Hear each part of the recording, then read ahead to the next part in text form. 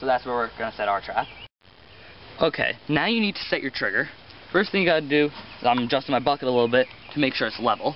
And then you just lay your stick across, put your trigger so it's leaning one end on the edge, and then you just adjust your stick until it's at a spot where just the slightest bit of weight on this side will make it tip.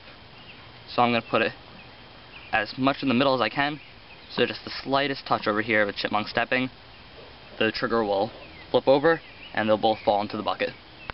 Okay, the next thing you're going to want to do is you're going to want to set your ramp. You want your ramp, you know, going up to your trigger. Chipmunks, they know how to climb and stuff, so it's alright if it's not, you know, right there, if it's down a little bit. But I like to get mine just as close as possible, just so if, you know, some wind blows and it falls, it catches on the next layer of the bucket. So this will be what the chipmunk walks up.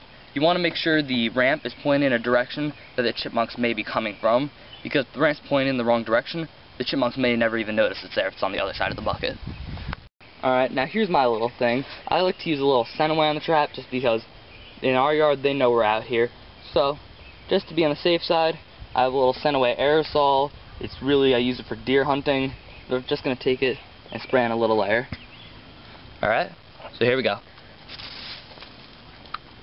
Gotta shake the can a little. And that should be good. Okay, so now we've baited our trap. We used a combination of peanut butter and birdseed. The peanut butter was used to stick on the birdseed, and it also has a strong scent to it, which will be more like a caller to bring the chipmunks in. The birdseed is what they've been feeding on in this area from our shed. Now what we did here is we put a little pile of birdseed at the bottom. We got a little birdseed at the bottom so there's something to snack on to get comfortable. Then a little peanut butter right there for the scent to bring them in. And as you go up, there's a little more bait. And little birdseed that can keep going, more birdseed, and then as they get to the trigger, more, and then at the end, a heaping pile of food. And when they try and go for that, they're going to fall in. And now one thing we had to do once we put the bait on is our trigger was so sensitive, you have to adjust it a little bit. That's normal, that's how it's supposed to work. This is Outdoors New York 52 signing out. Have fun and be safe.